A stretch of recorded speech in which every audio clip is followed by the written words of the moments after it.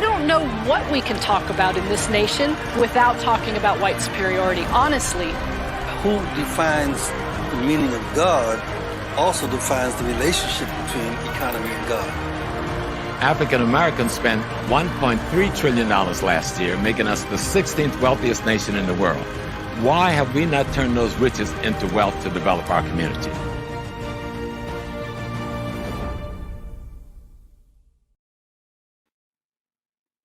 Peace, family. How is it? I hope everybody's doing well today on Sunday. So happy to see all you guys up in the chat already. Just before we get started, just our shout outs to our elder, John Henry Staples out of Riverview, Florida. This brother's 84 years old and he tunes in all the time to check on us. So that's what's up. So I'm going to say peace to him. Peace to Michelle, DM. We have Miss McKesey. You'll know who she is in a minute. We got Stacy in the house, George Ames, and I also want to give a special shout out to Camille Yarbrough, Macinti Sarah, Rashamela Combo. You guys are always holding us down all the time in terms of everywhere we're popping up online. You guys are always there in the comments. Just really supportive. So thank you so much. And I'm already seeing a whole bunch of OSG love. That's what's up. Okay. I see Lays Elliott. Everybody's up in here. All right. So you guys don't know what OSG means yet, but we're going to come to that. So the first thing I want to say is screening. We have HAPI Film is screening on May 1st at 7 p.m. online. That's EST time. And if you get a ticket to see the screening, you will also get free access to the panel discussion afterwards. And remember, we don't tape them. So if you don't see it then, you're not going to see it. And so we have we never know who we're going to get in terms of cast members, but I can tell you this, everyone that we've had thus far, the conversations have really blown everybody's mind. So it's a place you want to be. Now, if you can't wait until, May 1st to see it, you can go to our website, hapifilm.com, and actually go ahead and pick up a DVD, or you can get a digital download. But while you're there, let me tell you what else you have to do. You have to also sign up for the newsletter, because the newsletter, this is the thing, everybody's on the computers, they're doing all types of stuff, but there are some things that we need to always communicate to the family, and you can usually find them in the newsletter. We have all types of good things. We have financial news. We always have a support Black business up in there. Usually it's like 2 or 3. We have a financial innovator, somebody from the past who has laid the path for us to be right where we are right now financially. We always give big ups and an article about them, a health article, and updates to what's going on with HAPI. So it's really important that you guys sign up for the newsletter. Okay. The other piece, while you're there, we have merchandise. Now, today I don't have on our merchandise because I got somebody else's merchandise on, which is also fabulous, and you'll see in a minute. But it's really important that you guys support, okay? When we started this, and next week will be our 1-year anniversary of HAPI Talks. Initially, we were going to premiere the film on April 28th of last year. But, as everybody knows, COVID-19 happened. And so we had a premiere at Medgar Evers College, and it was really, we had the momentum going. We've been working on this film for 5-6 years. And so we were going to have this, this big premiere. And because of COVID, we had to figure out how to keep that momentum going. And so we started to just look at our cast members and it's like, okay, well, let's just introduce, our audience to the cast members. So every week we would bring somebody on that was in the cast. And then it started to kind of change. And HAPI Talks is actually taken on a whole, it's its own entity now. And just as much as you guys look forward every week to getting, your educational, your spiritual needs met, so do we when we're hosting this. This is really good for us as well. So, HAPI Talks we've been around it'll be a year next year. So this is really, really important that you guys look at the film so that you can understand how this platform right here ties into the film. Okay. The other piece, why it's important to not only sign up for the newsletter, get merchandise, and the other piece is that, listen, I love The Wiz. I have The Wiz on VHS. I have The Wiz on DVD. I have the song book. I have it in a lot of different variations. So that you can do that with HAPI too. And this is how we can keep doing the business that we're doing, which is business. If you support us, we support you. And so it's a collective, cooperative economic model that really works when everybody, goes in. So again, HAPI Film, the screening May 1st. Now, when we had our first screening last year of the film in July 18th, we met this brother who called us up. And he was like, I really like HAPI. I want to, just figure out what I can do with you and this and that. So over the course of the next couple of months, he would, connect us with people. He would do all, just any type of way to figure out how to help us move and push our agenda forward, and service, some of the people he has been working with. So he called me up 3 weeks ago and was like, you guys have to know this next group of people, OSG. And I was like, what's OSG? And he was like, it's Off School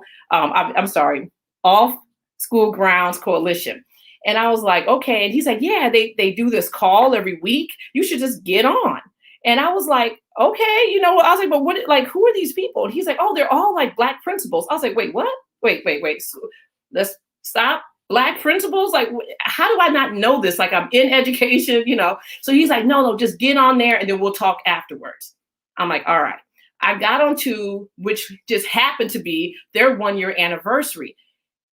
Not only did I leave inspired, I left proud. I was like, yes, Black people, yes. But I also, I was crying because they had people talking about what this group has meant for them, right?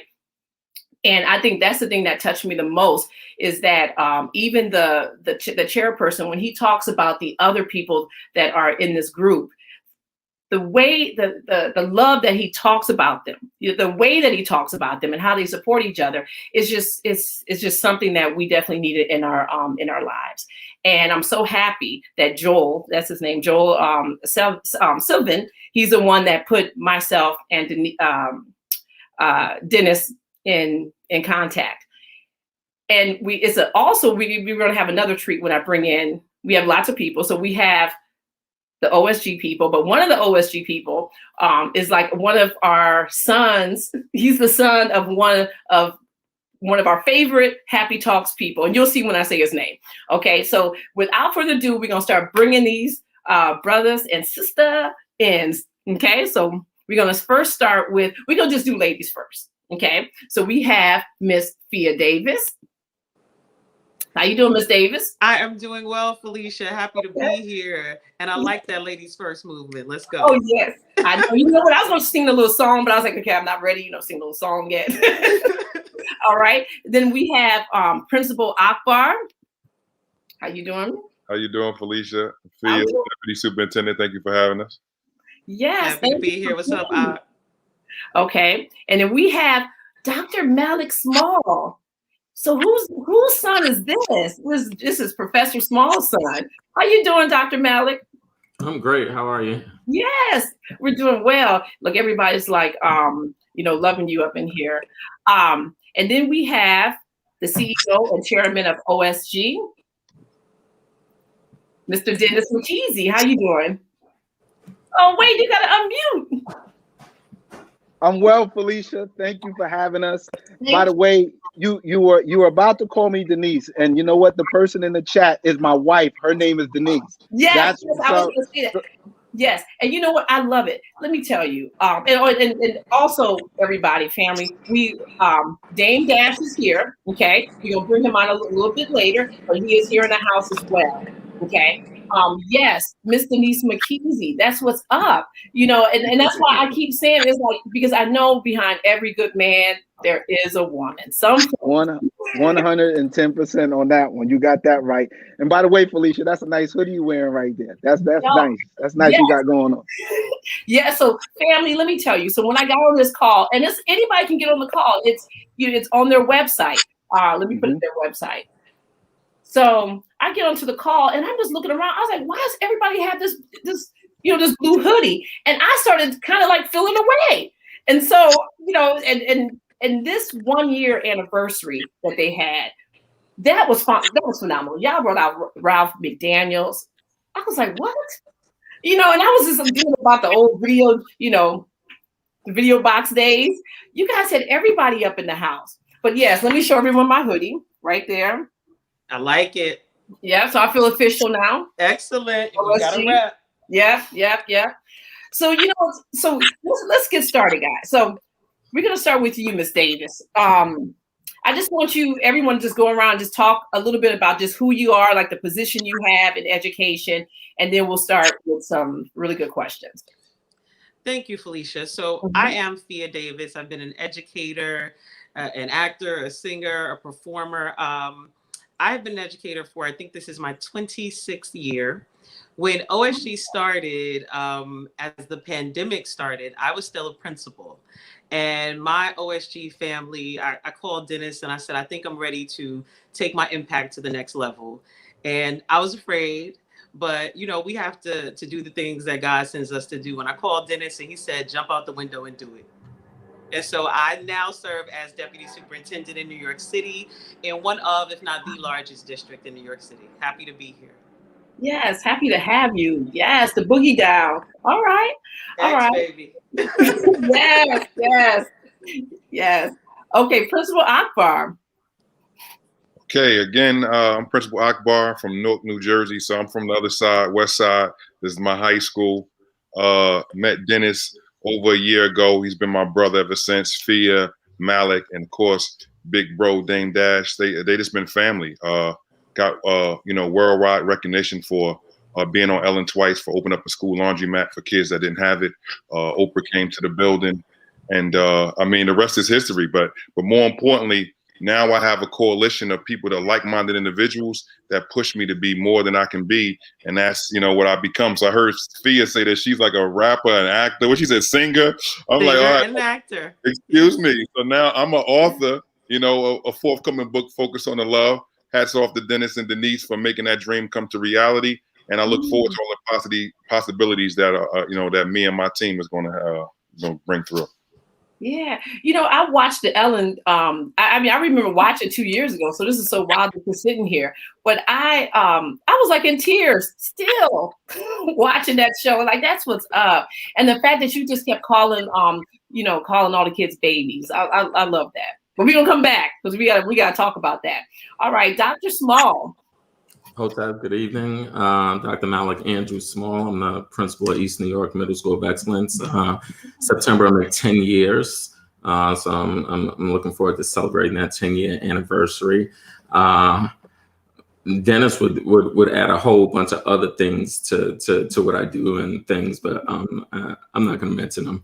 But there are a lot of projects coming up that I'll be involved in, a couple of books that I'll be dropping, television shows and along with some other things. But at the end of the day, we're just out here having fun, doing God's work, taking care of our children, being the caretakers for our communities, and doing the work of educating our children and making sure that we're clear that we're educating them. We're not engaging in schooling them, because there's a big difference between schooling and education. And we're all educating our babies so that they can go out here and be the change. So thank you for having me. Oh, absolutely. Yes. And Mr. McKesey. Hey, Felicia, thanks again for having us. Dennis McKesey, longtime educator. I also too was a principal for almost 10 years in New York City in Harlem. You're from, you know about Harlem. We're Harlem. Yes. Absolutely. So in Harlem for 10 years as a principal. Now for the past almost another decade now, I've been coaching and mentoring principals all across the country. Hence, that's how I got to meet many of the members of OSG. So right now, again, I'm just a proud participant of, being around such greatness all the time. And one of the things I wanted to make people fully aware of is that when you look at principals now, when you understand the greatness which is principals, they do not look the way you thought they look. They don't do the things that you thought they do. They don't listen to what you thought they listened to. What you see in front of you is excellent. And it was funny when I heard Fia, she ran up all the things. We learned something. Now, mind you, we've known Fia for almost a year. She ain't never gave us that introduction. She never told us all of that. We know she could sing her behind her, but after that, she was saying, "What actress? When did that happen, Fia?" I mean, not that we don't see the attributes. Yeah, we see it, but no. Felicia, as I said, being able now to coach and mentor so many principals, especially Black principals, I think it was my obligation at that time to say, the world needs to know that there are amazing principals, Black principals, that are doing great things, and that they are also, too, some of the most amazing humans this world has ever seen. So I think you're in good hands now with these three right here. Yeah, and I have to say, guys, he Dennis has been consistent about how dope his team and all the principals are. So this is really cool. So now, Dennis, let's get into it. Tell us, what is OSG and how did it come about, and what have you been called to do? Yeah, all OSG, or we are a non-for-profit, educational non-for-profit. We are a coalition made up predominantly of principals and other educators that have identified the needs for effective leadership practices to improve educational communities.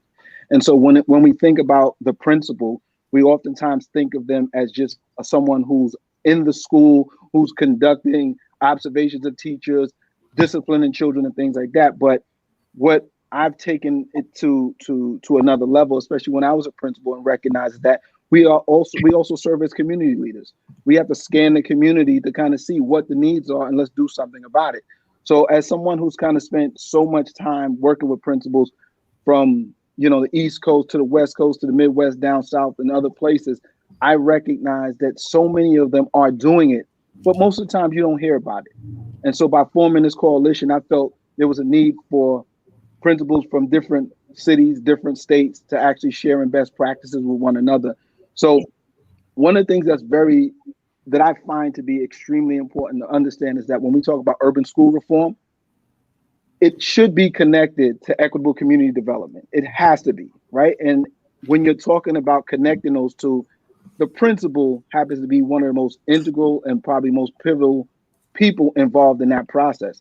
And so as I continue to think about how we keep having discussions around educational reform, but we're not bringing the principals to the table, we're not calling on them and their expertise, I felt that there was a need to unify a group of principals from across this country and then bring in elected officials, bring in entertainers like Damon Dash, bring in other entrepreneurs, and bring in so many other people to actually come through with or come up with solutions to the problems that we see that are plaguing our communities and things like that. So it is important when I think about OSG as a whole.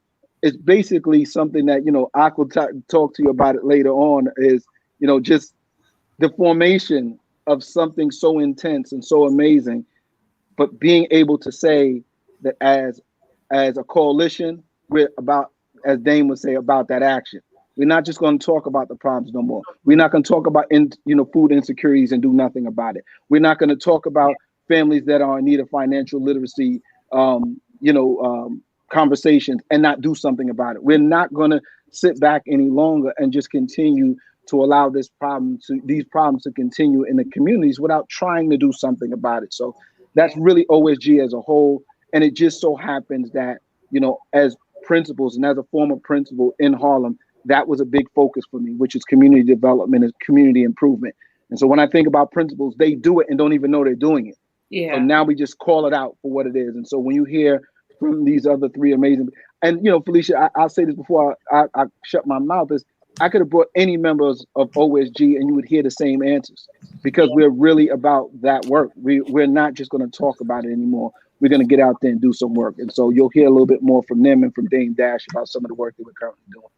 Yeah, and so you know what? I don't know if you guys know, but let me tell you, this cat right here, he rolls up on people in their schools. You know what? And I think and I think one of the things that that was collective about this Zoom call that I was on, which you just go to their website, and I'm gonna put their website up and get on this call, is that everyone talked about the hugs that you guys give each other. And that's the part that really it was just bringing, tears to my eyes, because I was like, it felt like love, in terms of like the support, because sometimes you can feel like you're just out there by yourself. And then you have, other people who are, going through the same thing you're doing, just kind of rolling up on you. Well, Felicia, that hug that you're talking about, I've been on a Zoom with Thea Davis for almost a year. And when she told me she had a doctor's appointment in Harlem, I left from my house upstate to go down there just to make sure that I get my hug and finally meet Thea in person. And it was one of the most amazing experiences for me, just to say that all of these people that I got to see on a Zoom for over almost a year, being able to say to some of them that I've never seen in person, like, yeah, we family for real. And it feels that way. So yeah, that was a really dope experience, and those get-togethers are really important. Yeah, absolutely. So now, let's start with you, Dr. Small. What are just some challenges, just in general, as a principal, or just specific to you? Like, what challenges do you have being in the position that you are in East New York? I think the challenges I have as a principal, and that we all have as principals, really is the same challenges you're going to find in our community at large, right? So one of the biggest challenges, I think, is the systems that we're all a part of. The systems really weren't designed for us to be successful. And so we have educators like us who come along and we still say, you know what? We're going to take your vehicle, because it wasn't ours, take your vehicle, and we're going to make this work for us, right? Because again, the school system really was designed to do what it's been doing, which is to serve as the beginning point to that pipeway to prison, that pipeway to poverty, so forth and so on. And so for us, the challenges, there's so many, I don't even know which one to start with. It sounds like it, yeah. Whether it be underfunding of schools, whether it be the fact that the children that need the best educators the most typically don't get the best educators, because your best equipped educators are not looking to share their skills with our children. They're looking to go elsewhere where the job may be a bit easier in many circumstances. So again, finding the right teachers to serve our children, to love our children, ensuring that we have community buy-in, because a lot of time the community doesn't even know what it is that they need. And so when we try to introduce things to them that would be in their best interest, a lot of times we still have to sell it to them. We still have to fight them to change their mindsets in terms of who and what their children can be and how they can in turn impact the communities that they live in. Challenges, I can go on all day. Yeah.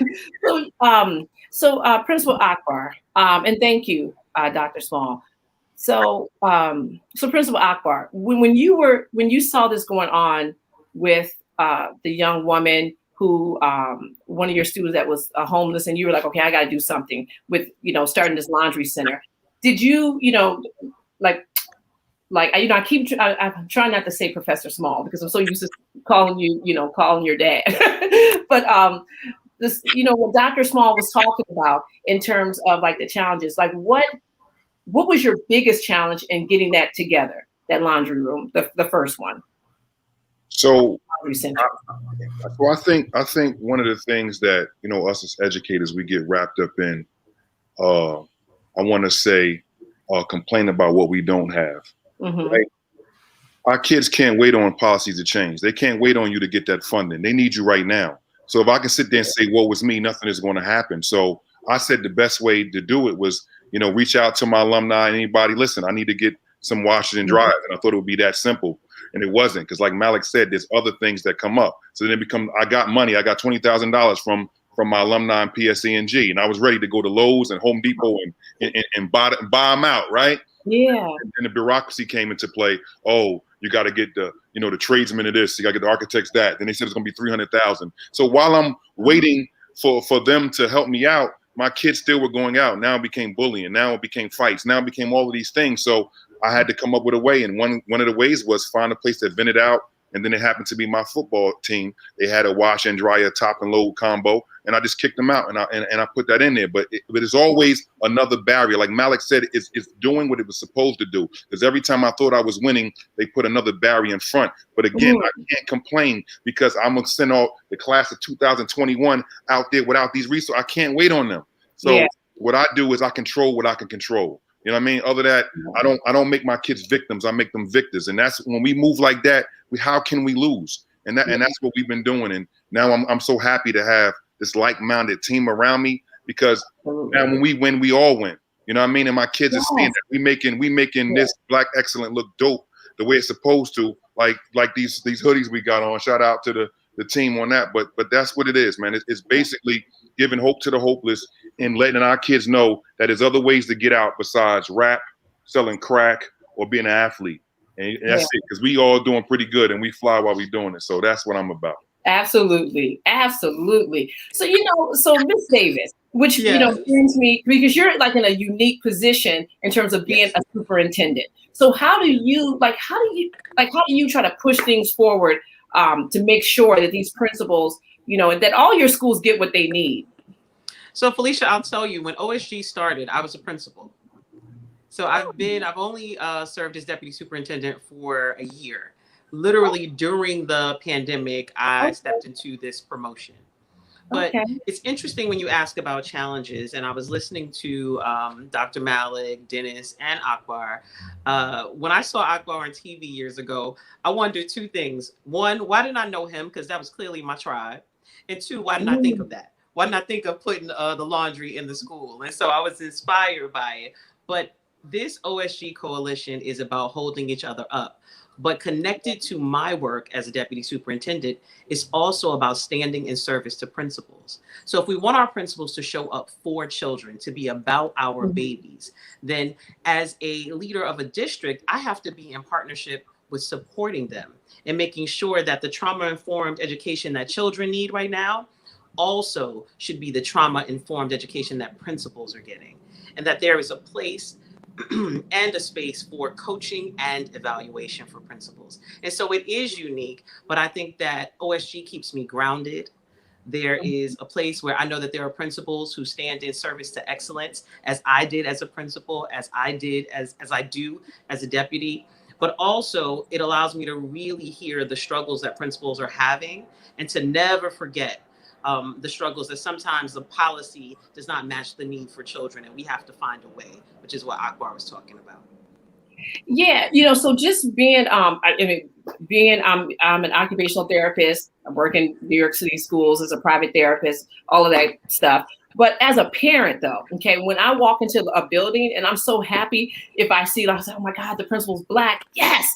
The first thing, but then I'm like, okay, wow, no, they're Black, like with a Black face. Yes. Because that's like even better, right? So as a parent, how do we help our principals? What is it that we can do to help principals?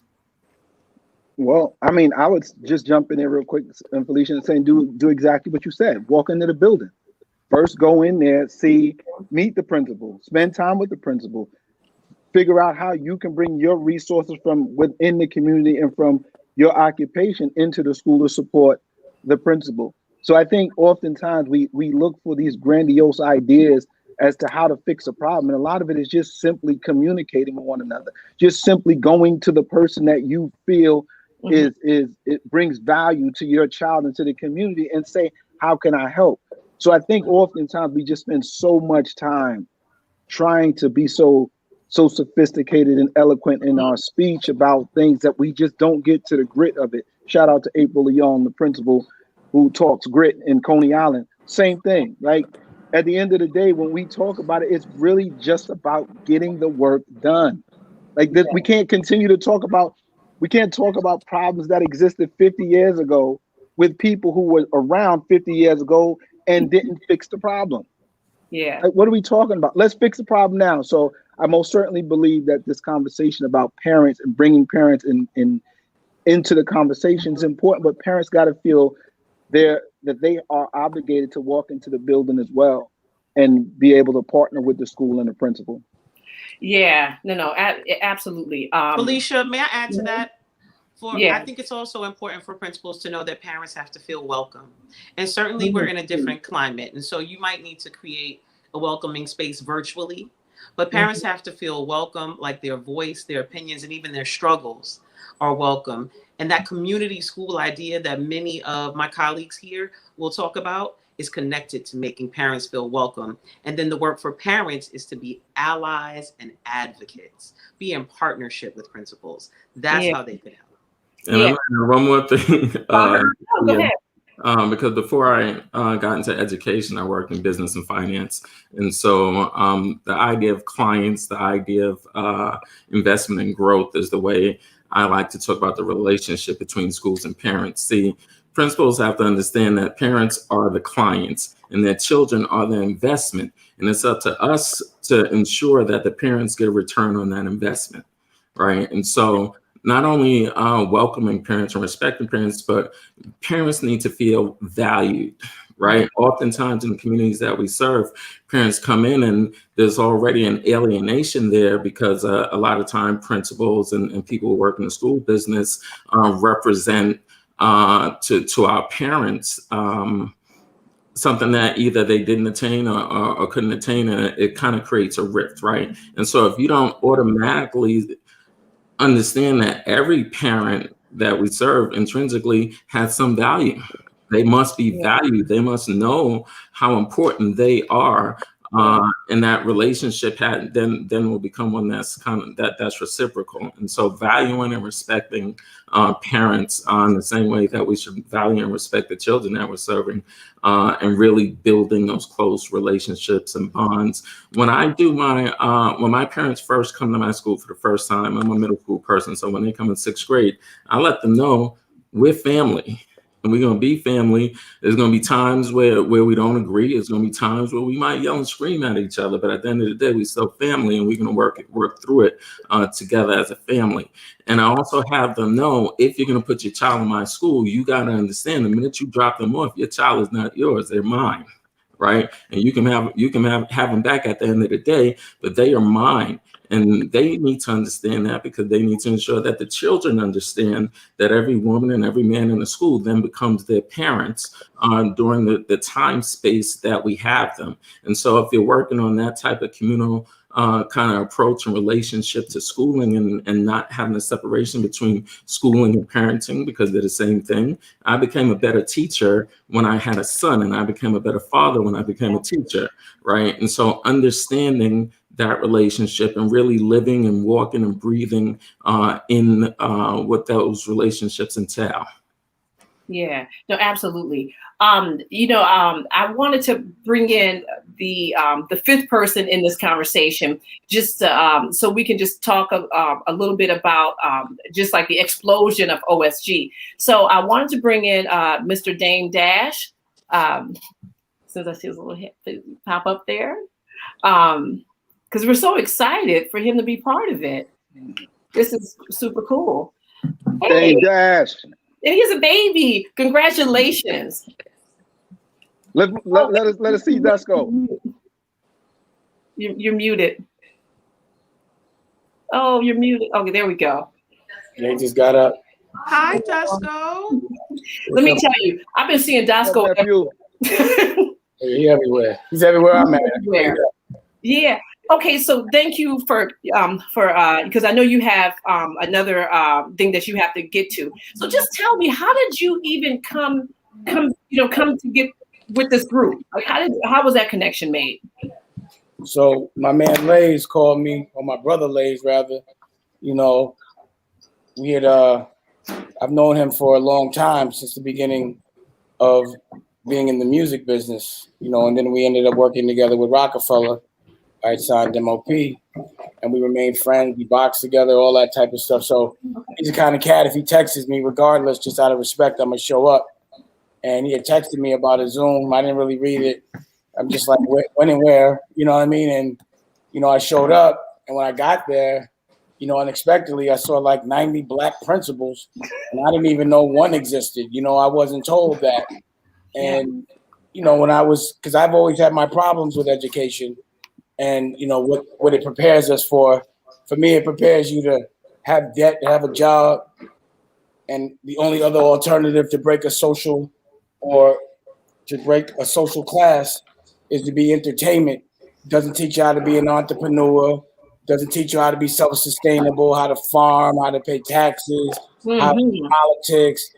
So I came a little bit aggressive, but they were like, with it was like, we're not the ones that are implementing this curriculum. We're doing what we need to do, but we know what's wrong with it.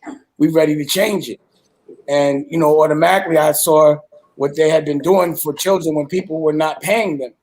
And I was just like, how come these aren't the Black faces that are highlighted? How come this is never spoken about? And, it's also an opportunity for me. I'm like, damn, I get to talk to 90 principals, doctors, and, everybody's smart.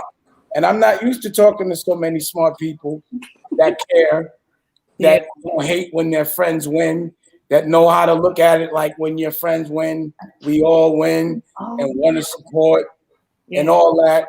But, at the end of the day, I've had issues about education for a while, and OSG seemed to be that answer. Like, instead of just being mad and complaining and asking, we have the opportunity to do. And as a result, it's crazy because, what we're about to do is a clubhouse about infertility. So we tried to have a baby for like 7 years, but we finally were having a baby. I get with a group of principals that can help me with raising my child, giving the right curriculum that I want to give my child. And we've done just that. They put together a curriculum from the womb to 3 years old. We started when he was in the stomach. He's like the OSG's first official student. You know what I mean? He's potty trained at 4 months old. What? Yeah. Like anything I need, there's always a specialist on there. Absolutely. And they always want to help. So my thing is, let's make them the celebrities. Someone that when they get there is going to help. Someone that does it when no one's looking. Wow. This is the doctor that just walked in that impregnated us. Hey, doctor. We're talking. God bless. Hi, everybody. Okay. So it's been a long journey. Yeah. She's the one that we know you could actually just the one right here. If anybody want to make a couture baby, this is the one. Just let me know. I got you. But she makes these beautiful babies, and we came out to the babies. Oh, that's what's up. And put it all mix together. it up, but also very supportive and was there with us through a lot. Yeah. So my point was, it was right on time to be a part of something that dealt with curriculum, and as a result, Rocky's excelled in ways. Even like I said, my wife wrote 2 books, one a syllabus, one a children's book, a documentary. It just makes you sharp. Energy is contagious. And when you have this much good energy, it just goes through the Zoom, you can feel it. That's what's crazy. Yeah, you're right. So, and the power, we've done a lot. It's been like a little over a year, the year anniversary just came up, and you look at the scorecard, how many books, television shows, how many people got fed, how many laws got passed, how many people that were going to get co-signed came through to get co-signed and, might not have got co-signed. Like, it's become a very powerful group. And then how fresh they got, we got real fresh all of a sudden, like boof, you know what I mean? So, yeah, so, I'm wearing it too. I wouldn't wear it if it wasn't. Yeah. So, being a part and seeing like, principals that like dress better than their students, you know what I mean? You know what I mean? That play, all that. That's look. He already know. How you know I was talking about you? He already know you fresh. Let me tell you. I check out that Dr. Small on his Instagram with those suits and the I mean, I'm like, wow, okay, and the quotes every day. That's what's up. That's what's up, Dr. Small. But yeah, and another thing is the honesty. You know, like you don't have to tell people or give them constructive criticism because they don't sometimes receive it well. Mm-hmm. It don't matter OSG. If you coming wrong, if you don't come correct, even if your internet is wrong, they're gonna get at your head. When you come through OSG, don't come thinking you're smarter than you are, trying to be fake. They're gonna chop you down unless you legit. Don't step foot around them because you reveal yourself as too many legit people. So overall, I've been having a great time. And, at this age and stage in my life, this is exactly where I want to be. You know what I mean? Yeah. And I just think that, the future is what's the most important. Not worrying about so much the past, learning from the past, but the kids are our future. And and the future has to be guided by futuristic thinkers, and that's what OSG is. They're ready to do things that haven't been done before. But it's a different day than this curriculum got implemented. So, Yes. Yeah. Well, you know what? That's what I wanted to ask you about because I know you have to go. The curriculum piece. Is there entrepreneurship? Because you're like the master entrepreneur. Okay. You're like, look, this is what we have to do.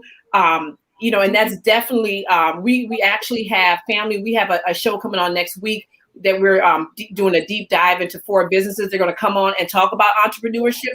So in terms of this curriculum that you guys are going to implement, is entrepreneurship in there?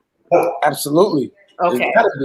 That's the most important thing. The problem is when you start from a struggling place, first generation, it's hard to think about the future. You're always trying to survive in the present. Mm-hmm. And then you sometimes do things that might be morally wrong because you got to do what you got to do to eat. And you're around that kind of situation, So economic empowerment is that's the war right there. That's the narrative. That we don't need them to make our economics right. We need us. If we let like a warden's never going to give a prisoner the key to get out. You know what I'm saying? Your oppressor's never going to tell you how to be unoppressed. You know what I mean? Yeah. So of course, to control this muscle, they've made us think things that are not the case. They made us think that we're not principals and doctors. And it's funny because a lot of them just do it like they severely intelligent, but they like, I'm gonna just anything they do, I could do better and do some more stuff. And because I'm like, yo, Dennis still goes to school. Like they got doctorates, they still writing thesis and all that at this age. I'm like, so they have a focus and an attention span. And as an entrepreneur, when I look at a school, a principal is a CEO that has to take funds, allocate them. They got to fire people, hire people. They got budgets. And they're also like the head of a fashion company because they got to make uniforms. Yeah. You know what I'm saying? But they don't know that because they've been told they principals. I'm like, nah, you're CEOs. Yeah. For another person's company. So on another day, we get up and we just talk about entrepreneurship. And you can't even come up to that place unless you can't be on that Zoom unless you got an LLC, period. You know what I'm saying? Or at least you play one. Yeah, when you are talking the epitome of HAPI, this is what HAPI is about. Everyone thinks that we have to go outside to create things. We have everything we need right here. Like, we have everything right here. You have a whole ecosystem. Absolutely. So, I've watched Principal Ak become like a distributor of food. You know what I'm saying?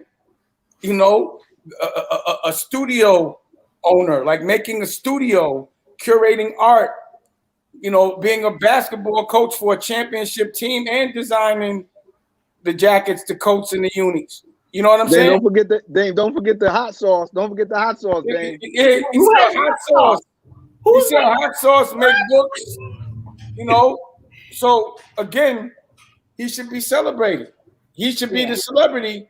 And every principal and superintendent on there is like in a competitive, good competition on who can help the most kids, the coolest. And we all push each other. So it's a group that you want to be. It's the new gang. You know what I'm saying? If you want to be around a bunch of people because you're scared, be around some educators. You know what I mean? That's what I would do. Thank you for that. Yes. Well, Felicia, before I know Dame is going to leave us in a little while, but Dame approached us a few months ago around Thanksgiving. You know, he's vegan, and you know, he has a relationship with Beyond Meat and the Beyond Meat folks. And he came to me and was like, yo, D, listen, you know, we know that there's a need, man. How about we just partner with Beyond Meat and we kind of distribute food around Thanksgiving and Christmas with, you know, for families that need it. And so we talk about somebody who also too saw a need along with us and said, you know what, let's partner on this. And so Dame put together an initiative called Everybody Eats. And so we went out to Newark, New Jersey, and we fed some families out there with Red Man and Do It All and other things like that. But the brainchild behind all that was Damon Dash. Now, and I definitely wanted you to know that he's been doing things like that with us from the beginning, even from down to the logo and the merchandise and apparel and all that stuff. Dame is a guy for that. Like we think one way, Dame says, no, let's go this way. And literally those of us that listen actually see why he is Damon Dash. So I definitely know that, you know, Dame most certainly probably won't tell you all of those things, but he is the brainchild behind what you see here, which is OSG. This hoodie, the hoodie that you burning up in right now, that's Dame's fault. That's Dame's fault. Let me tell you. So somebody else is going to burn up in this hoodie. So whoever family, because we always try to give away something, you know, just giving away something. Okay, so HAPI is going to the first person who emails us at infohapifilm@gmail. That's infohapifilm@gmail with at least 3 things that they've learned thus far in this interview. Will get one of these hot ass hoodies. Okay, you see on your left rib? Feel your left rib. Feel your left rib? No, you feel it? You see the DD? Look at it. That's me. Oh, shit. Yo, let me tell you, this item is so, yeah. You know what, Dash, you might have to come on over to HAPI, because let me tell you, this is so, guys, this is so warm. I mean, it's hot right now. It's hot. But this is just a really nice hoodie. So the first person, come on, 3 things that you've learned, we're getting you a hoodie so you can sit up in your hot hoodie. You get onto their call on Thursdays at 4 p.m. Eastern Standard Time and be right up there and be legit. So I got to run to that clubhouse in like 30 seconds. Thank you. Yeah, you got to come back. Yeah, you know, when you finish, come on over. You know, I know you got a lot to talk about, but thank you. Appreciate you. Dennis, Fia. All right, Dr. Dame. Smalls. Ask Dr. Smalls about his movie and all that. He got all that too. Thanks, Dame. Thank you. All right, y'all. All right. Felicia, you know, Dame is a teacher. He didn't even know it, but he's a teacher and he really schools us. Everything he was talking about, there's so much that we've learned from him. And I think that it's been, my favorite word is reciprocity.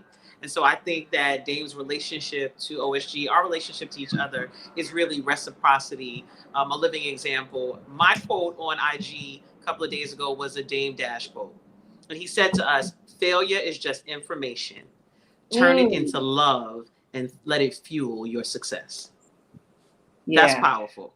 Yeah. And so we've just learned so much from him about entrepreneurship, about drive, about supporting the collective. And we knew that because we believe in supporting the collective for children, but he taught us to dream.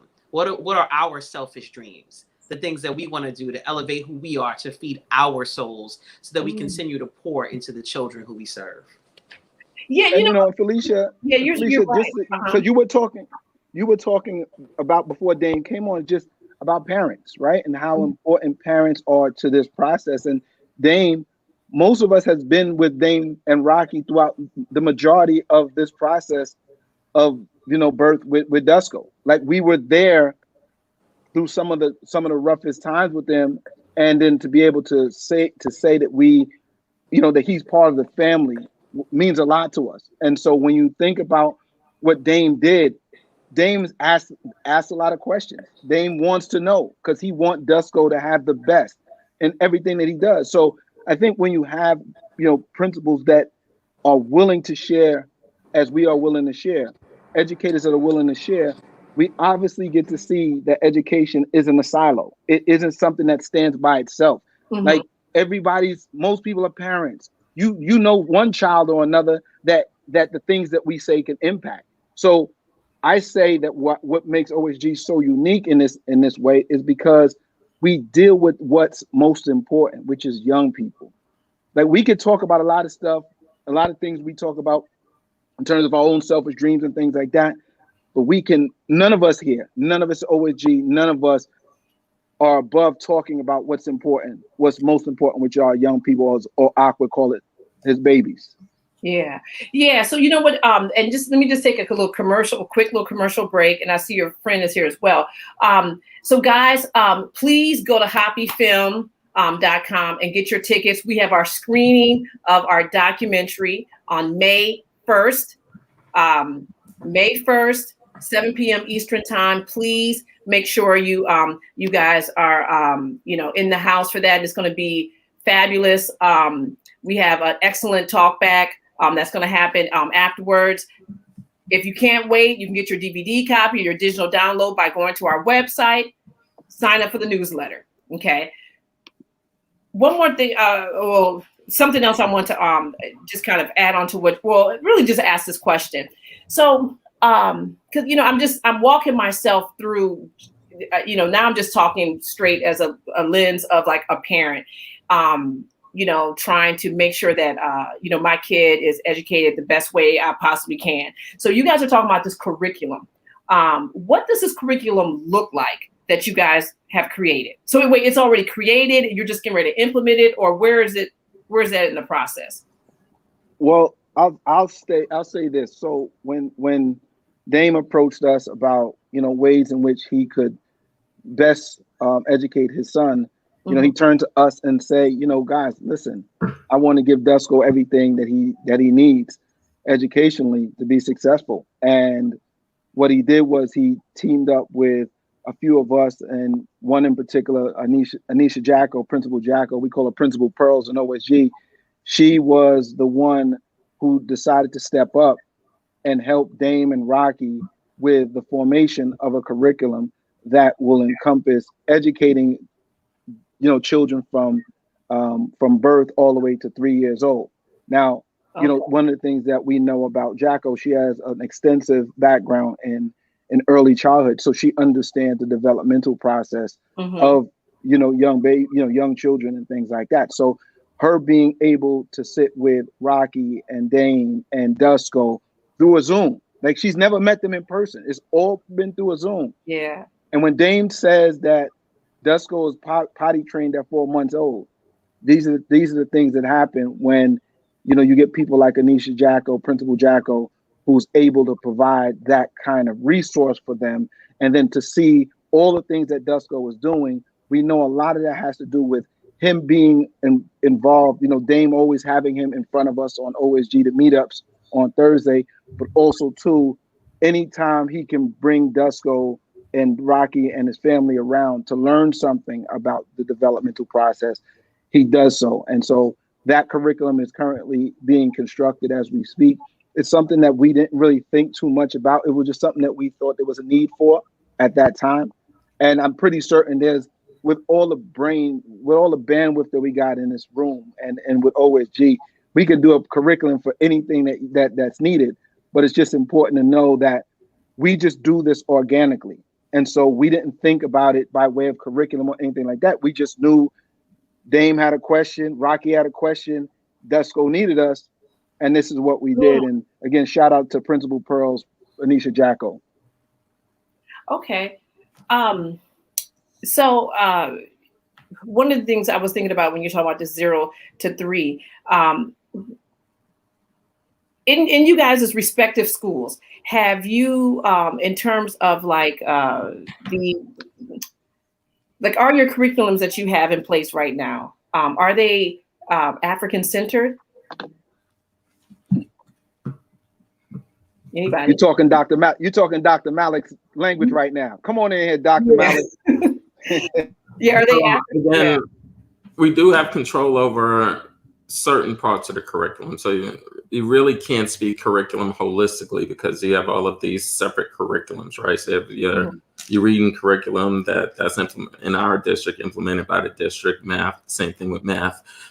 So what I've done is create an additional curriculum.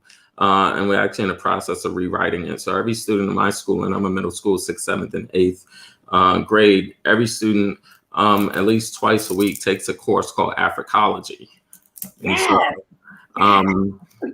again, it's also tied into a lot of our mission work around social justice work. So our children also, pre-COVID, participated in different protests and so forth and so on.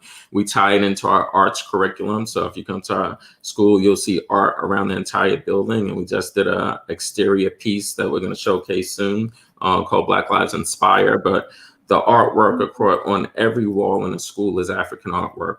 When you look at if you look up in the rafters across and through the entire school, our children get exposed to both the images of people who have been significant in history, whether you can come to my school and see Dr. John Henry Clark on the wall, Dr. Ben on the wall, so forth and so on, along with significant quotes from each of them. So we make sure that we always kind of immerse our children in their history. And even when you think they're not noticing it or you think they're not paying attention, they actually are. And we do it very intentionally. One of the things that I'm very passionate about, again, is ensuring that this doesn't just happen at my school, but that it begins happening across schools.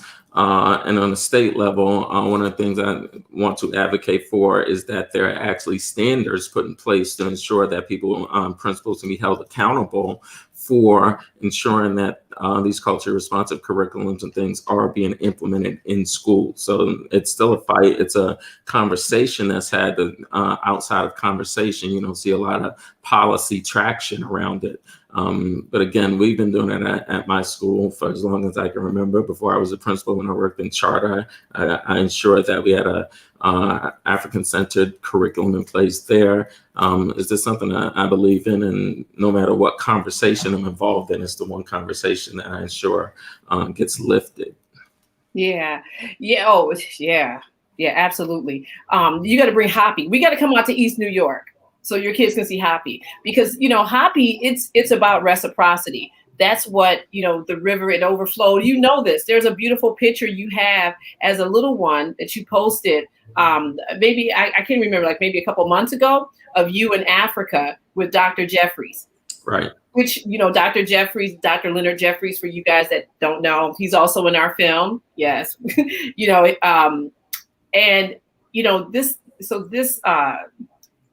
This what's the word I'm looking for? This connection between, kids being able to see themselves when they walk in a building is very important. Have you, and actually this is for Principal Akbar, have you had pushback from parents on how the way you're doing things in your school? No, I think the community has embraced us. And okay. And going back to my school is the School of Business and Finance. So we big on entrepreneurship and teaching financial literacy. We actually have a Capital One branch in my school that my students run. They get paid $16 an hour. It's a real branch. I literally can pay my car note. I can pay whatever, but it's a real branch. HAPI got to come to you too. Yeah. HAPI, we got to come. HAPI's about to make a school tour of all the OSG schools, because this is what we stand for. This economic literacy.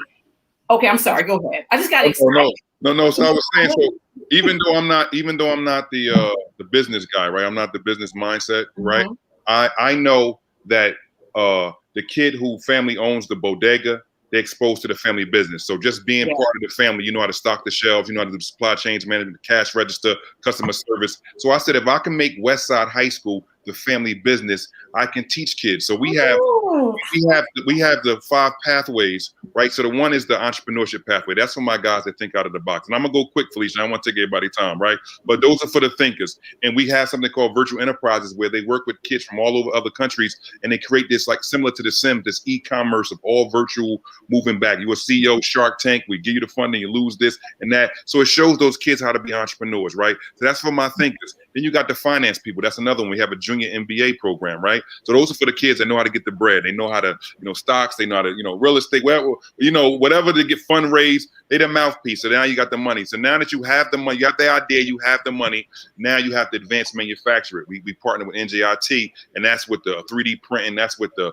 the shirts and all, whatever we can figure out to get those kids to mass produce. So those are good. Those for the kids that are good with their hands. Then once you have the product, now you're talking about marketing. We partnering with Google and we partner with Salesforce to come up with this crew now to market, whether using social media, like Malik got his things going out now that we all seeing him fly and all of the quotes that he's doing right now. Yeah, that's good. They pretty fly. Yeah. So showing the kids how to market themselves. So now that you have the marketing, now it becomes how do you get it out to supply chain, right? So we have a supply chain management. So when you look at everything, it is full circle. So my school is actually one big business. And that's why they told you, like, I have a farm now. We partner with Ellen DeGeneres. We got a farm.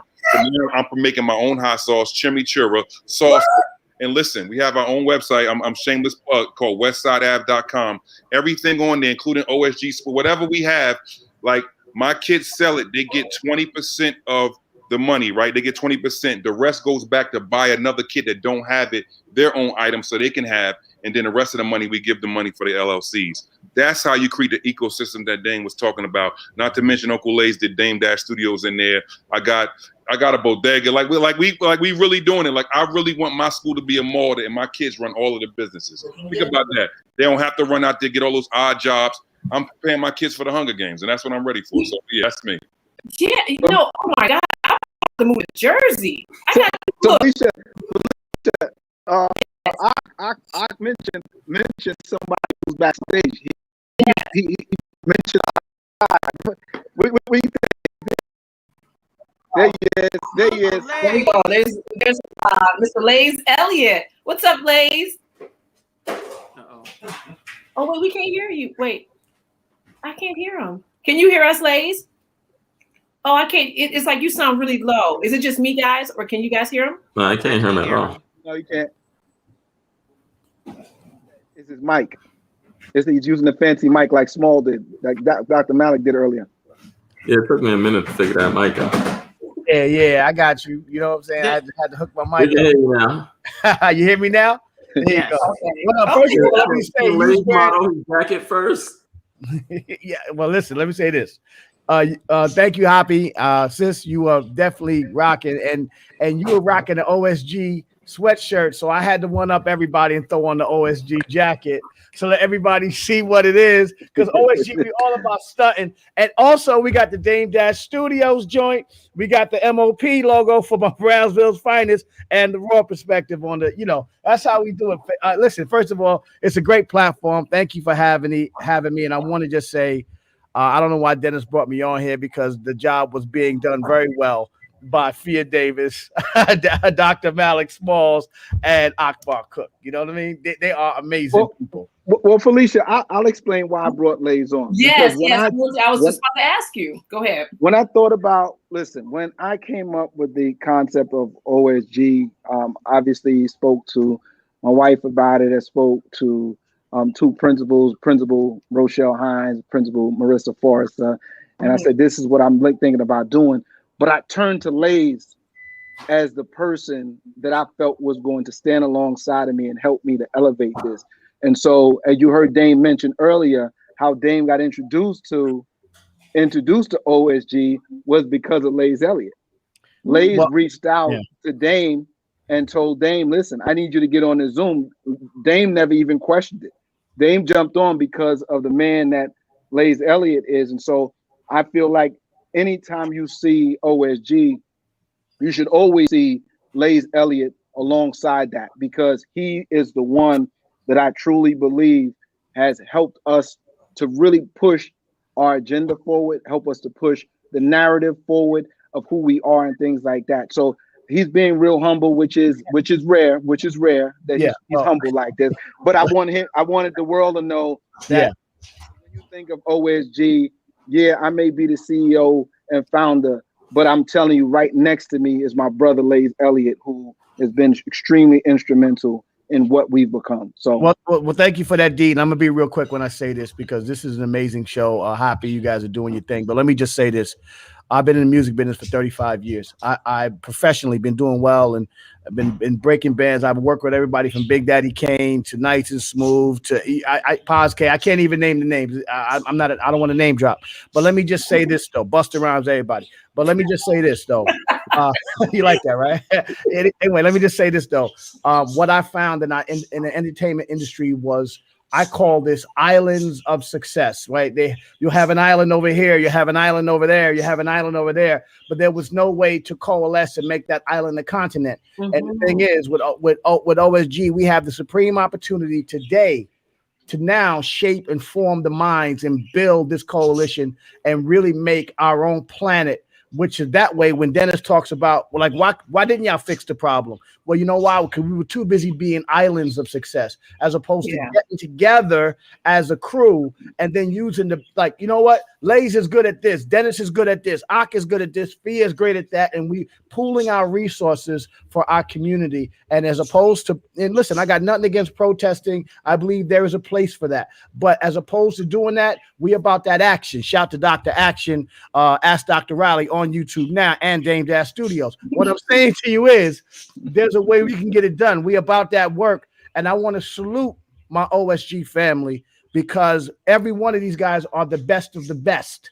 Mm-hmm. And I'm so glad that HAPI is starting to get down with us, because trust me, it's only going to make our unit better. And as we continue to coalesce along with HAPI and other groups, we can get together, and from there we can change our community. That's what I'm talking about, sis. Well, you know what? See, let me tell you, our ancestors had laid this out for us already, because that is what HAPI is. HAPI, like I said, is the cultural highway. It is the bringing together of all these like minds, because I love it. When you guys win, we win. And ultimately our kids win. And so this is, I just wanted to just kind of put this in here. And a lot of our guests know this, but you guys may not know this. So HAPI, we have the documentary, we have HAPI Talks, where we bring in all types of people to share their ideas, so that, because we're all about anchoring it in action, right? So it's nice, you can talk about some stuff, but then what are you specifically doing, right? But right. The other piece is that when we were creating HAPI, the movie, and it's the role of economics in the development of civilization. That's the whole entire name of the film.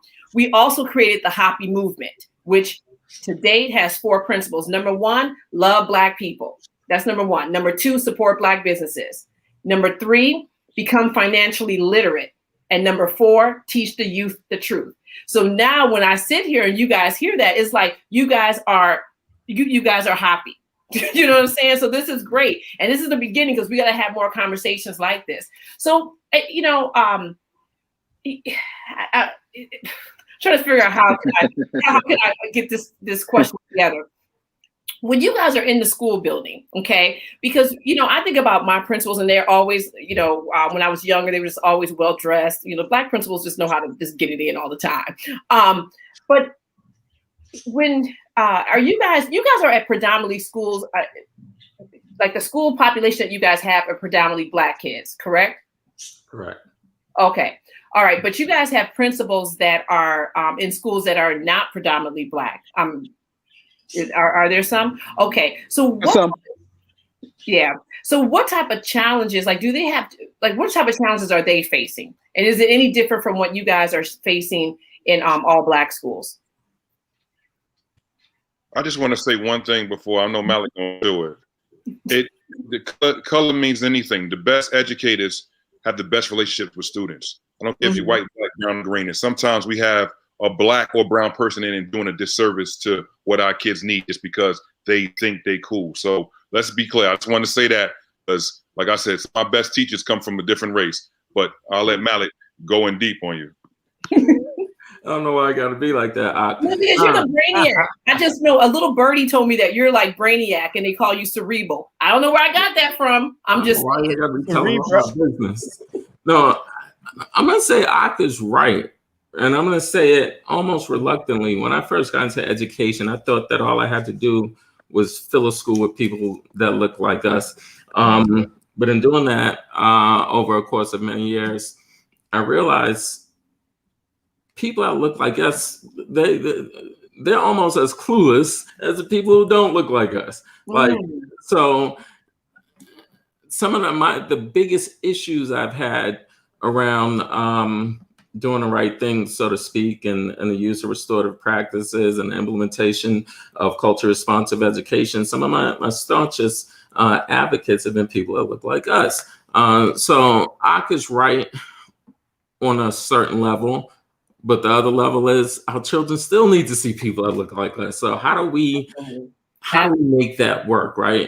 Because all skin folk ain't kinfolk, right? And how do you remedy that? And so it really, again, it just goes back to education, and principal's principal job, if you look at education historically, was to be a principal educator. And so just ensuring that we're always in a teaching kind of mode, and teaching teachers, whatever color they may be, because we still have to deal with reality. We still have to deal with the reality that less than 2% of teachers are Black males. It's a reality. We'd like to see it change, but it's not. The problem doesn't just lie in the school system, it lies in the university level too, but that's a whole nother conversation. Again, Ak is right.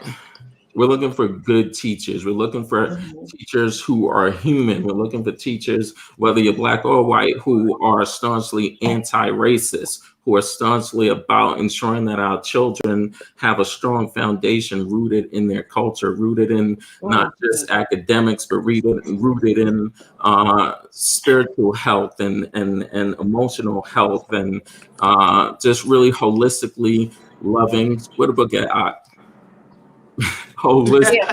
Yeah, no, that's my next love. Can I add something to that? You can't add something to that before you don't love. Dr. Smalls, because Dr. Smalls is absolutely correct. So I was talking to some of my friends from Jamaica and different West Indian countries, and I was asking them the question in the forum: why is it that African Americans seem to have so much trouble with authority in school, or having issues in school? And one of the things is, they said, in our country, everybody we saw was us: the mayor, the bank owner, the president, the policeman. They all look like us. In our community, they're not looking like us. So now all of a sudden that's beginning to change. And I think what you're going to find as our kids start to see people that look like us in positions of power, I think that's what's going to change our reality as a nation, as African Americans and Americans of African descent in this country. I just want to be politically correct for Dr. Smalls there. Felicia, I'm from Detroit. If I could build upon what Dr. Malik and what Lay said. So I really love your fourth tenet, which was teach the youth the truth. And so to Dr. Malik's point, representation matters. And all skin folk ain't kinfolk, right? Yeah. It's really important that as principals, leaders are intentional about their hiring.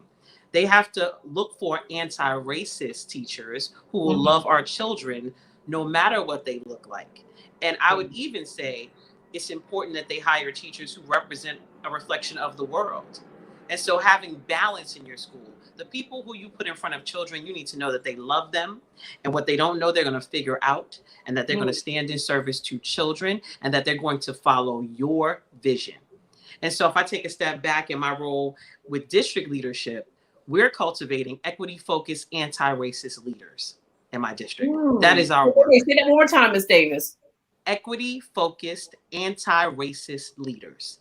And It does not matter what you look like. That is the work. Yeah. Yeah. It's I'm from Detroit. I'm from the D. And when what up, Paul? Huh? Just like when you were saying all Black everything, in Detroit, everybody was Black when I was growing up. Every single person. And it wasn't, and then I went to Howard, everybody's Black. And so, it wasn't, I don't even think I've really interacted with somebody that didn't look like me until probably a little bit after college, and so it's, representation does it absolutely matters. It absolutely matters. But do you hear the intentionality in what you were describing? You went to Howard, where you grew up, all of that is intentional. But if you take something as simple as children's books, there are more children's books written about animals than there are about people of color. Yeah. Of any kind. Yeah. Yes. Yes. You know, it's so funny because I was down in DC this past weekend and I went to Sankofa Bookstore. And for all y'all that don't know, you got it. If you ever go to DC, please visit Sankofa Bookstore. It's owned by Holly Garima, which was my film teacher at Howard. He wrote and produced and shot Sankofa, which every person on this call should see at least, 2 or 3 times a year. And so, when I went in there, I just remember going in there, when I was in school, his little book section didn't have that much, but now I was like, wow, because people are now, this is like what you're saying, Ms. Davis, we're becoming more intentional about, what we're doing out there. So there's like way more books, but it's still not where it needs to be, but it's getting there. Dennis is going to make sure that we're part of that change and make sure that we get more Black books on the shelf. Akbar's book is let's not forget Eamon Ra's book, Revolutionary School Culture. And there's a whole host of other books that'll be coming out of OSG. I have 2 books that'll be coming out, one a children's book, one a scholarly book. So OSG, Dennis, speak about it for a minute. And then we gotta let Principal Akbar talk about this book he done held up like 8 times during this conversation. Yeah. Okay. Well, but I think as Dr. Small pointed out, I think it's very important that, I begin the process of giving people a better understanding of who principals are outside of the school, hence off school grounds. The things that they do, the talents that they have, the amazing ability they have to transform not only the lives of the people in school, but the people outside of school. And so, when Akbar approached me, I think it was last summer, and he was saying, that we had a really big book company that wanted to do a book deal with him, and they wanted to write a book on him. And then he told me how much they were trying to pay him per book. I said, absolutely not. What I'm going to do is, if I have to start OSG Publications, which I did, which is so that book that Ak is about to show it and talk about is something that is the first release of OSG Publications. And it was done not because I wanted to run a publication company at all, but it was because he's my brother. I was not going to allow somebody to take advantage of him. And I wanted the world to know how amazing he is, and that the book is about him and not about the company that's pushing the book out. So I think when Malik is talking about that too is important. Is representation in the places that matter. And so if OSG are trying to write a book, again, I'm not telling anybody they have to always use OSG publication, but understand something. If you do, you're going to keep the bulk of that money. You're going to continue to make a difference. And then, as Dame talked about, is that ecosystem, that infrastructure that we keep within ourselves, the things that most people kind of take for granted, which is, the funds, the money. And so what we are not going to do is waste time, energy, or money on people who don't care about us. We're not going to continue to pour things into communities that don't care about us. And so when I decided to say, all right, let's start OSG Publication, it was just me saying my brother needed a place to launch his book, and I had to do it. And so that's just some of the things that we do. But again, this is truly an honor to be around them as much as it is for them to be around me, because I can see the talent that I always knew was there. And so when you see, one of the things, Felicia, before we get to Ak, one of the things that I find really funny is you see their Instagrams now. You see these people's Instagram a year ago. Go back a year ago and look at these people's Instagram. They either didn't have one, or they were so sporadic in their posting. Now, these jokers post more than me. And they tell stories. And I got 3 accounts. I got 3 accounts, and they post more than me. And they tell stories with it. So I think what's really important is when you got a crew of people who are like-minded, who are really about making a difference in our communities, we're not looking at each other as competition, but healthy competition is how we looking at one another. So shout out to all of you who continue to push one another. And so our brother Principal Amin Ra from Compton, he pushed us hard by him dropping his first book, independent book, right there, The Revolutionary Educator. So then, Akbar, being the competitive dude that he is, he wasn't going to be outdone.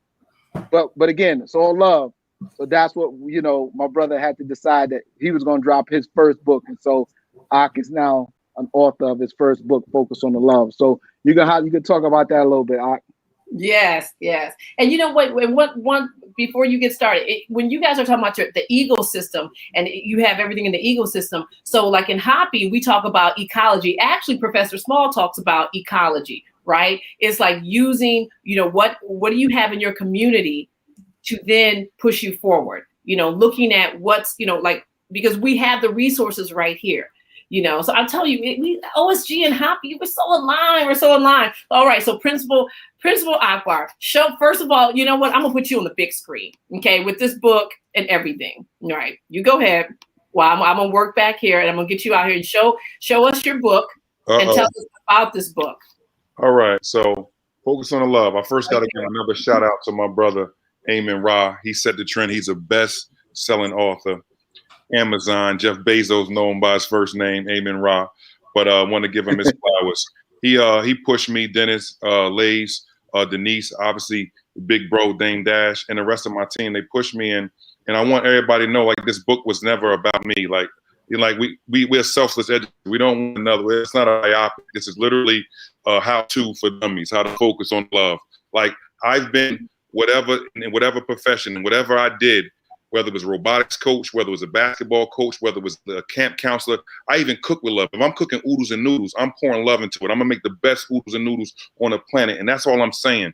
Like, if you lead your organization, whether you are CEO of a top name company, you're a principal, you are the head of the custodians, you are running whatever, bodega, if you lead with love, all of the blessings are going to come to you. And it's and that's what it's basically about. I got one story in there about a kid, Alfonso Anderson. It's one story. It's about a kid that was from the bricks city, which is Newark.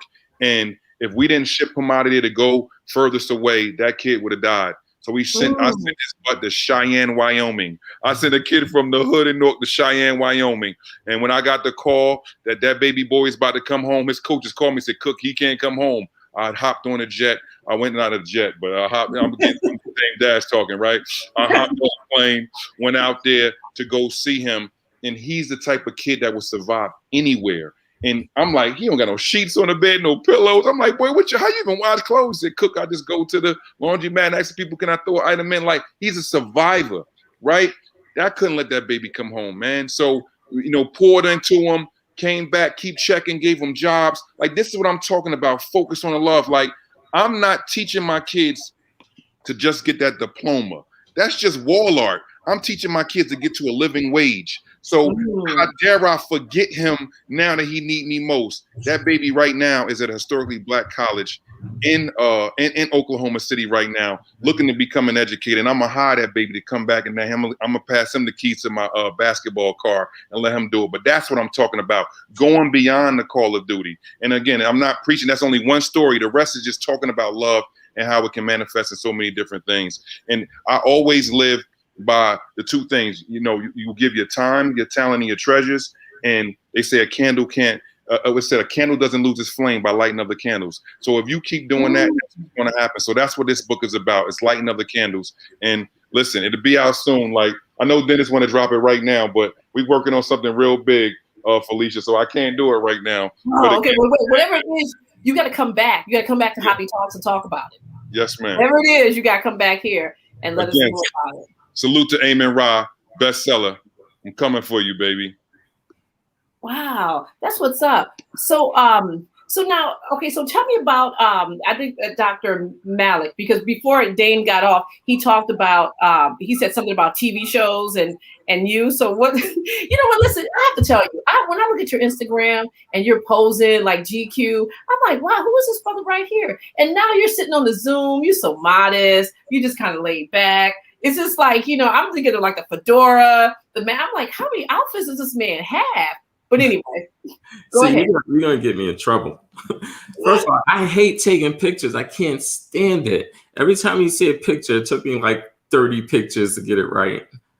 And I won't let anyone else take a picture of me because I'm self-conscious. So I take all my own pictures.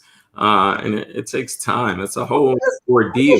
Wait, who does your art direction? Because a little fruit. I mean, like you're really like planning these things out. I think you're having fun with it. Wow. All right. Okay. Pause. All right. So tell us about these TV shows. I can't believe you don't like taking pictures. Go ahead. I don't really want to talk about it yet, but we are working on a scripted television show. My wife, myself, and Smitty, we wrote a script called Shepherd Ave. And we work with a great team of actors. I also didn't want to be in that. There's a whole story behind it. We casted somebody to play the principal. And Dame was like, listen, if you ain't playing the principal, I'm not trying to hear you. And I was like, huh? What? And then Lace called me up. And his hat was turned to the back when he called me up. When he called me up, he was real serious. You know, he's like, somehow he mind tricked me into thinking I can be an actor and act in this television show. And so that's what we did. We just shot the pilot. The pilot is being edited now. And again, it's really just about the work that we do. It's a fictional script, but it's based on real events. A complete natural, by the way. Now, don't let him talk this away. A complete natural. He carries the entire series. That's all I can tell you. Yeah, because you know what? I'm sorry. I'm sorry. You those GQ poses you have up on your Instagram. I know you probably don't feel like you could do it, but just Instagram alone, okay, tells me that you could do it. I'm just saying. Anyway. So we got that. We got like Dame said, we have a whole nother meeting that you can't even be in if you're not a business owner. So I became a 3-time business owner this year. I have my consulting company, I have the production company, and I have an investing company. And again, Dame made us all believe that we can dream. When I started messing with Dennis and we used to talk about money, I used to be like, Dennis, why are we talking about money? Why? I'm like, that's not important. We're here to talk about children and all that stuff. And somehow a year later, a year and a half later, I'm looking forward to building businesses and having fun with it. I'm watching my big brother Ox sit over there. He's just a natural business person. He's the dark skin version of Dame over in Newark. Did I say Newark right? So again, one of the things that I learned a year ago working with OSG is you're in the average of the 5 people you spend the most time with, right? And so if you're the average of the 5 people you spend the most time with, imagine you're spending your time with 90 smart people, 90 great people, 90 hungry people, 90 like-minded people, 90 brothers and sisters who are about the work, about the work of changing the narrative for our people. We don't care about the other people because that's the reason the narrative is what it is right now, but we're about the work of changing that narrative. And we're about the work of ensuring that our children, when they see us, because we're so fresh, they want to be more like us than they want to be like the dope boy, right? And nothing against the dope boy, because the dope boy is a misguided son or daughter also, and we want to reel them back in too. We want our children to see what it is that we rock, and they see me jump in my Beamer, they see me come to school fresh, and they want to be more like me than they want to be like those other people. And that's what it's all about, rewriting the narrative and being able to connect to those babies, because if you're not connecting to them, who's connecting to them? Yeah, absolutely. You know, so, okay, so this is the second time I'm hearing babies, and I always say babies, and my 17-year-old and 14-year-old is like, we're not babies. I'm like, you're still babies. You know, you're still my babies. So, you know, in terms of, you guys talked about restorative practices, okay? How do you teach restorative practices? Is this something that you you have a course for, or do you bring some people in, or how do you guys look at restorative justice in your respective places? So as a principal, I ran a school that was a full restorative justice and restorative practice school. And in New York City, we were one of 22 schools around the city that were fully immersed. My children, 6 to 12, all took restorative practices as a part of their advisory. We saw suspensions, issues in the classroom with teachers, students being requested for all kinds of challenges reduced by 75% in a year at our school. We have an RJ coordinator, and it's really important, if you believe in restorative practices, to have several people in your community be trained in training the trainer so that you are sustaining your own restorative community, and you create the space and the place to restore adults as well. And so, you know what, I'm sorry, because some of us may not know what restorative justice or restorative practices are. Can someone just give us a I was about to mention that. So, for the lay people, it's really simple. Is creating the space and place for children, and again, our restorative practices actually comes out of the criminal justice system. So either creating a space and place and community for children or offenders to be able to give back to the school community, or give back to the victims that which has been taken from them. So again, it's rooted in that whole idea of humanity and reciprocity and all of those things. It's creating the space and place where in my school, children already know when they think about a fight, they don't get into a fight. They come see me. Hey, Small, we need to have a restorative conference, because if we don't, like literally 90% of the time, they come to us and say, listen, we need to have a restorative conference.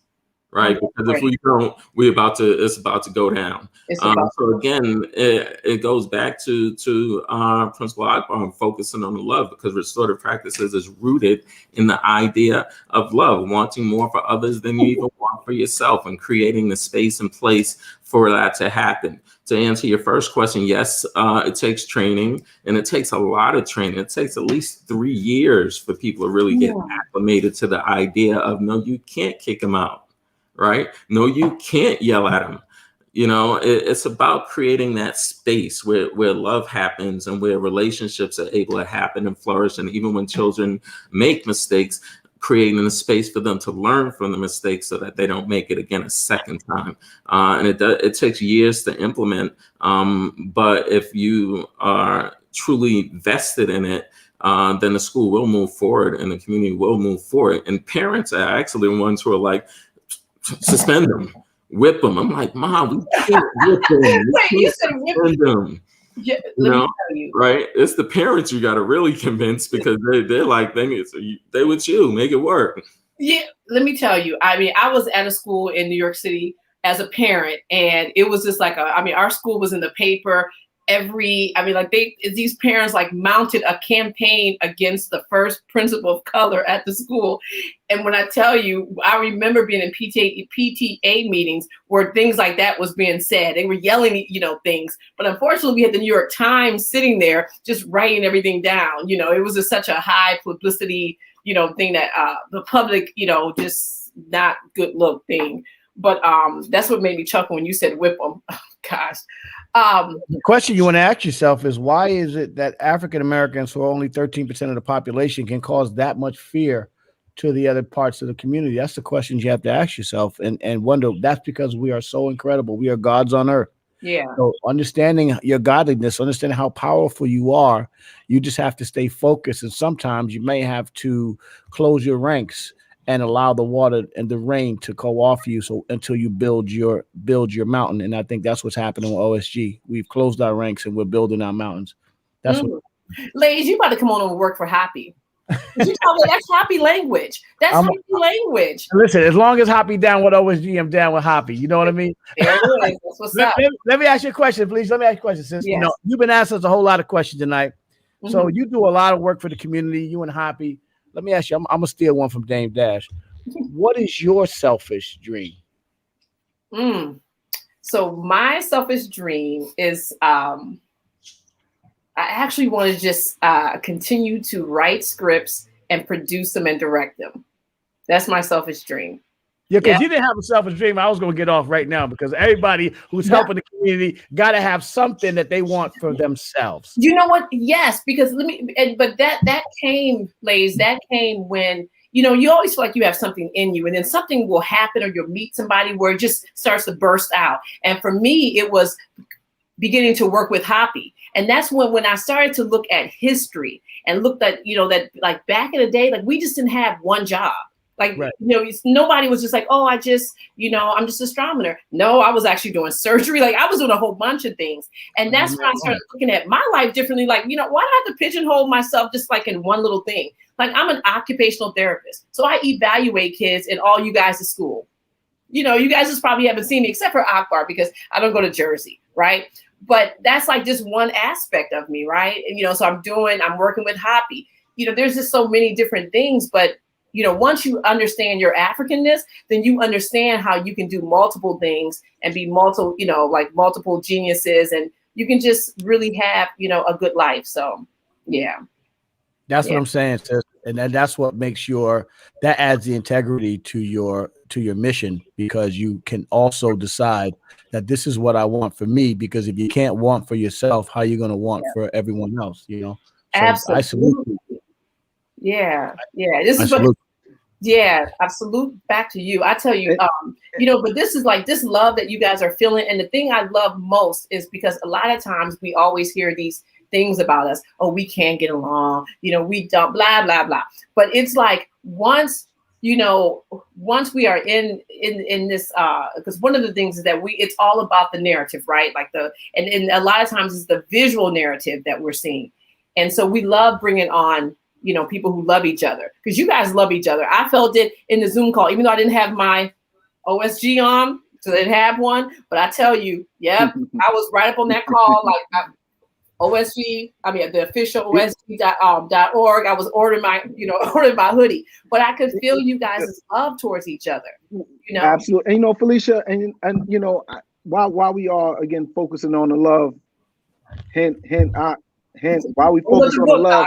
There you go. Yeah. I want to need y'all to focus on it. Can we get them on the big screen, please? Yeah, let's get on the big screen. Let's get on the big screen. Good job. I wanted to shout out one of our other sisters, Principal Allison Farrington, who was honored by the New York Knicks today for her service to the community, her food pantry. She's a principal of Research and Service High School in Brooklyn. She was, the New York Knicks gave her one big honor today by sharing her story and the stuff that she's doing. So shout out to Allison. The whole OSG family is amazing. They're all in a chat blowing it up. Make sure you go spend some time. This week we got some stuff going on too. We got Talk with Grit with our Principal April Leon. You can find that on YouTube this week. You can find Coast to Coast, which is Principal Akbar and Principal Ra. If you ain't got enough of those guys yet, go see them next Friday.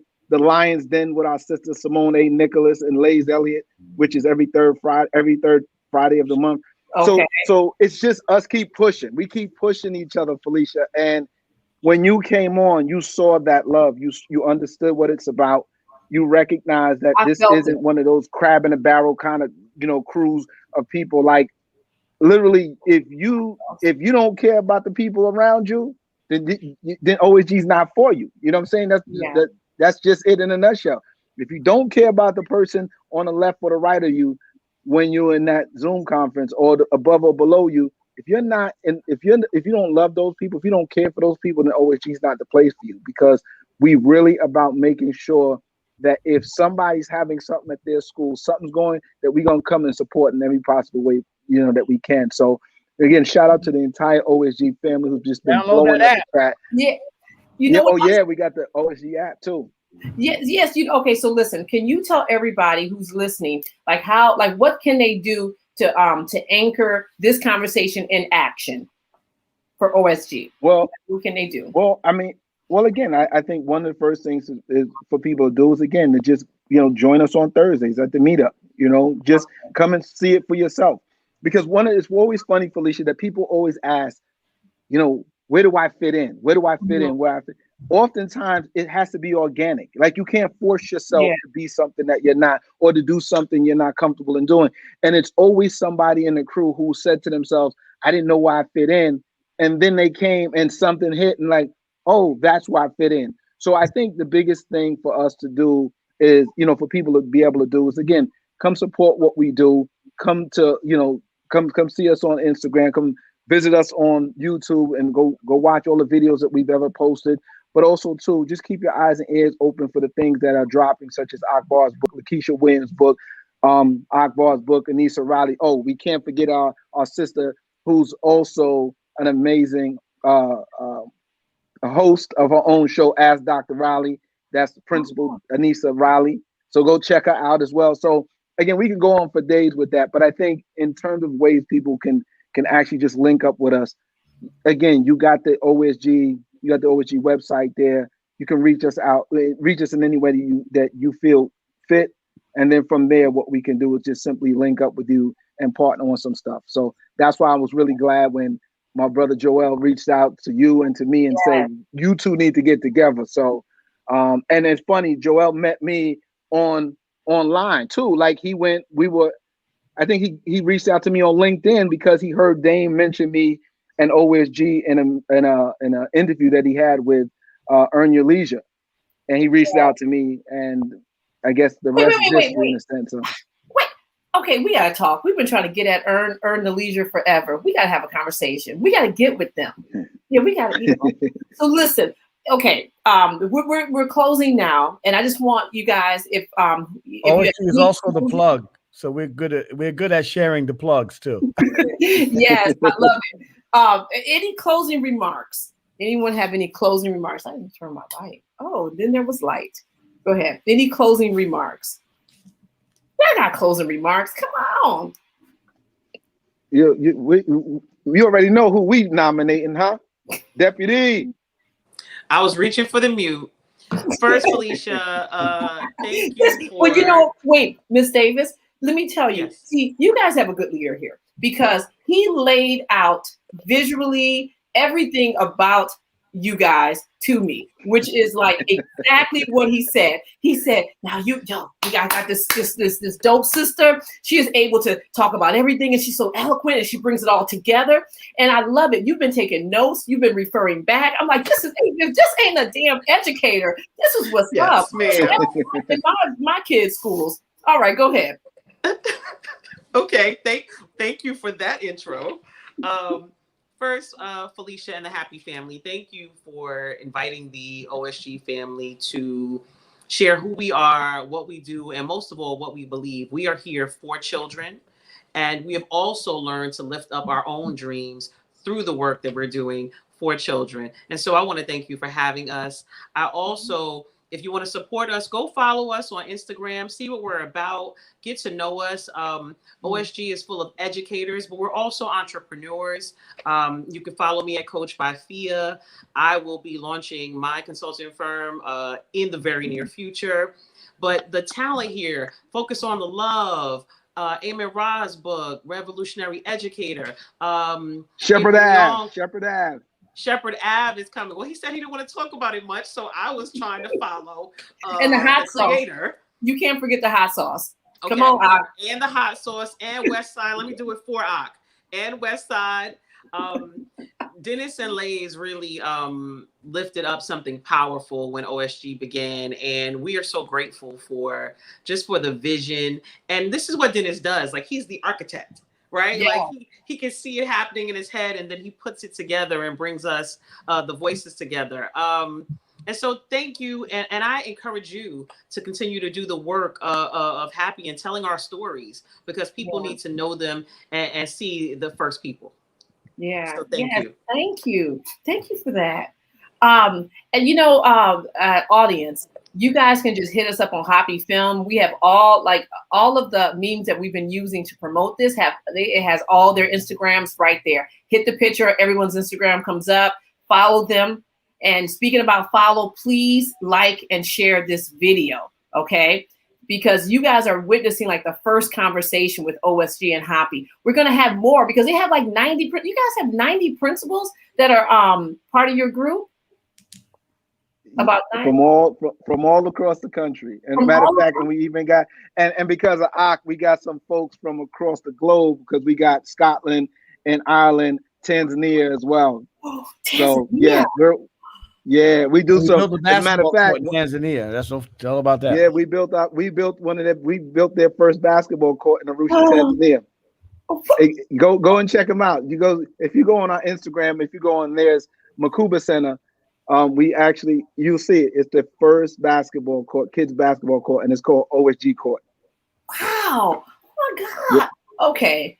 Can y'all just dropping stuff out? Oh, we built a basketball court in Tanzania. Oh, yeah. By the way, right? Oh, by the way. Exactly. And by the way, get on the Zoom on Thursday. Like, really? We do a lot of stunting on OSG. Yeah, there's a lot. Yo, I'm trying to get in this little business group you guys have where you need an LLC to get in. Like just that right there, it's like our visions for ourselves are now, they're elevating, right? But they're really getting back to where they were before. You know what I'm saying? In terms of like just where that like the expectation lies. That's what's up. Well, I want to thank Dennis. When I got this, I think he texted me last night. He doesn't know how happy I was because this wasn't a regular conversation for me. OSG is my home, but this all came full circle because HAPI is my family all my life. So everybody who's involved with HAPI, I mean, most of them I've known for a lifetime. Big shout out to my pops, Professor James Small.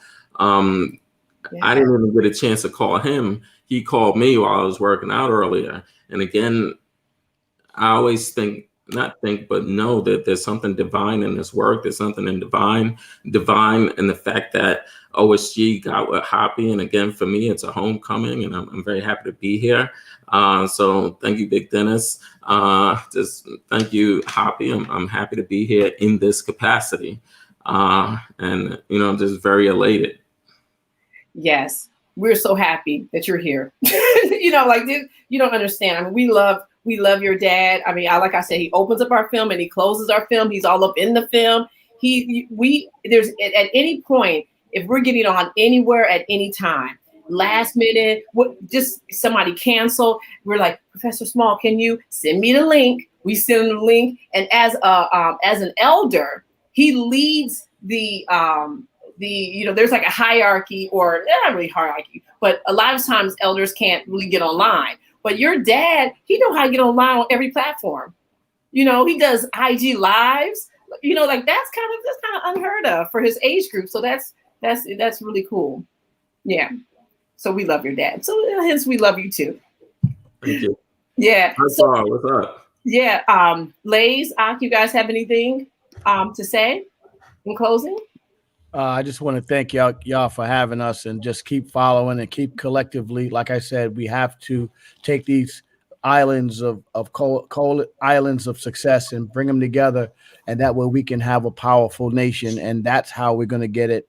We're going to get it by us doing it. So HAPI, OSG, and any other coalition that wants to come, all you got to be is about that work, and you got to be real, and you will be definitely welcomed into our family. And salute to you, HAPI. Congratulations for all the great work that you guys are doing. And we definitely going to make sure we follow and we stay in touch. And then also, because I haven't heard it yet, but we got to give a huge shout out to Damon Dash Studios. If you haven't downloaded the app, if you're not streaming Damon Dash Studios, there's something there for everybody. So enjoy. Big shout out to Damon Dash and Damon Dash Studios. Yeah, we got to get Dame to come back on because he has this entrepreneur stuff. He's kind of just trying to hint around with some stuff. We got to have a real conversation about this. You guys alluded to that. So we got to have another conversation. So if you guys could just hang out in the back while I kind of close off the show, but I did want to end in this. I wanted to show this picture, Dr.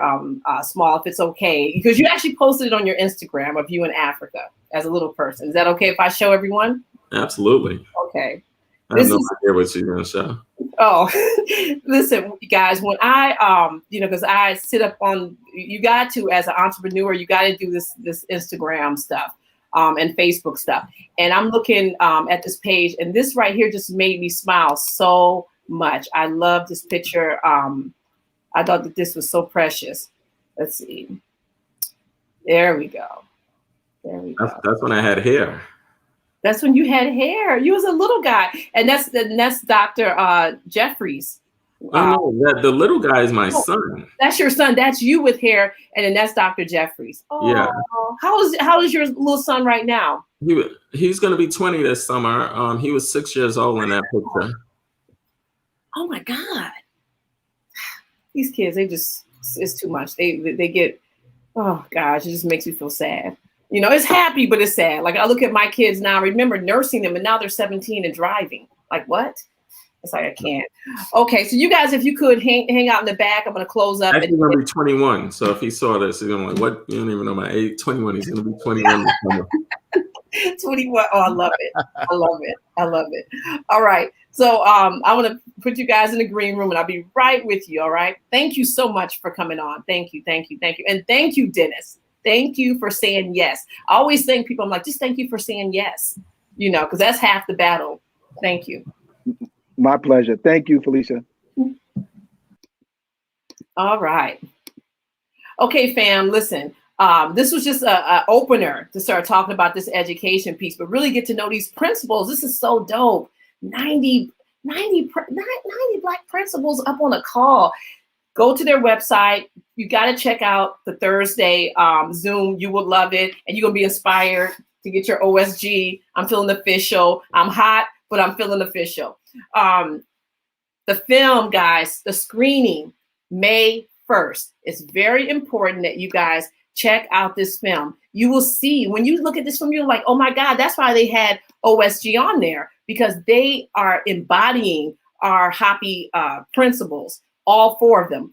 And it's really important for us to get this inside of us, this not only this history, but this inspiration, this love, so that we can then carry it on to, you know, our respective people. Now, the other piece is that you guys got to like and share this video. Okay, please like it. Please follow us on Instagram, on Facebook, and on Twitter. It's very important that, and it's at HAPI Film.